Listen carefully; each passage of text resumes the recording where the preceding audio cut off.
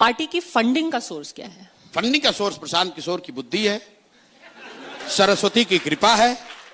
आप बताइए आपका फंडिंग का सोर्स क्या है? आप अपना जीवन कैसे चलाते हैं? मेरी फंडिंग का सोर्स तो मेरी सैलरी है, बट आपकी सैलरी है, मेरे ठीक है। ऊपर नहीं हो रही नहीं, है। अरे मैं बता रहा हूं, मैं आपका एग्जांपल दे रहा हूं।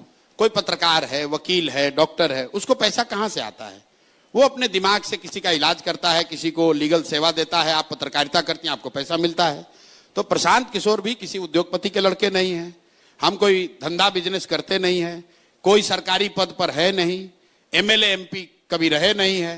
फिर इतना पैसा आता कहां से? आता पैसा वहां से है जिन लोगों को भी 10 बरस में हमने मदद की, अपने दिमाग से, चोरी करके नहीं, चारा चोरी करके नहीं। हम लोगों ने जिसको मदद की, वो आदमी समझता है भाई ये आदमी के पास हुनर है, कुछ समझ है, ये आदमी समाज के लिए कुछ कर सकता है। 10 बरस में उनसे मदद नहीं, उनसे पैसा नहीं लिया, लेकिन अब कह रहे हैं कि भाई देखो तुमको हमने इतनी मदद की है, अब हम एक प्रयास कर रहे हैं बिहार में, हमको थोड़ा मदद करो।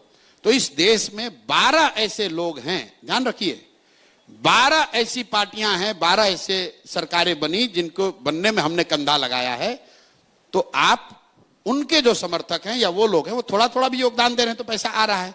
अब एक मिनट रुकिए, चूंकि आप मोदी जी के समर्थक भी, क्योंकि 2014 बिल्कुल मोदी जी को पैसा देने वाले लोग भी दे रहे होंगे पैसा हमको आज, और ममता जी को समर्थन करने वाले लोग भी बिल्कुल देंगे, क्योंकि उनको न मोदी से मतलब है, न ममता से मतलब है।